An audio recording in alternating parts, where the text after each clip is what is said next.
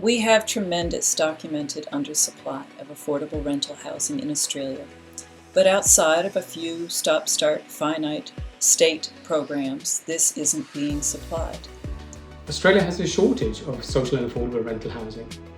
The problem is that, as a going concern, it is not financially viable to construct and operate new low-income housing, hence a shortage. There's what I call a funding gap with social and affordable housing. And what I mean by that is that the amount of money that a community housing organisation can raise through its tenants' rents is not enough to pay the interest on debt that we would need to take out to fund the construction of social and affordable housing.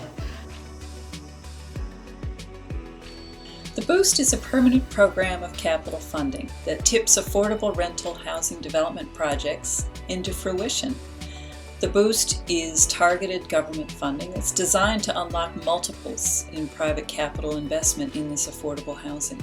What the Housing Boost Aggregator does is provides a way that governments only need to provide the gap between what the housing costs, what people can afford to pay, and what investors need as a return on their investment. It means that governments only provide a small proportion of the funding required rather than all of the upfront capital. The Boost is a subsidy, it's a tax credit, and every year the Commonwealth Government would have a competitive tender and community housing organisations would bid for the tax credit. And those that are successful will be able to use the new institution, the Housing Boost Aggregator, to convert that tax credit into upfront capital. And they need that upfront capital to fund the construction of the housing.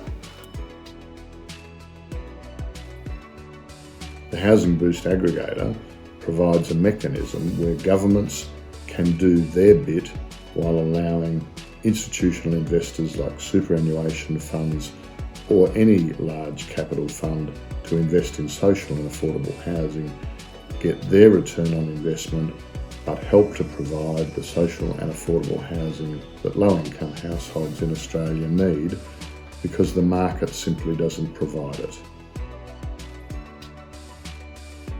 Our aim over the long term is to make sure that there is multi-party support for building social and affordable housing to make sure that low-income households in Australia are adequately housed and can take their place within the productive economy, participate in society, and ensure that we have good socio-economic and cultural mix everywhere in Australia.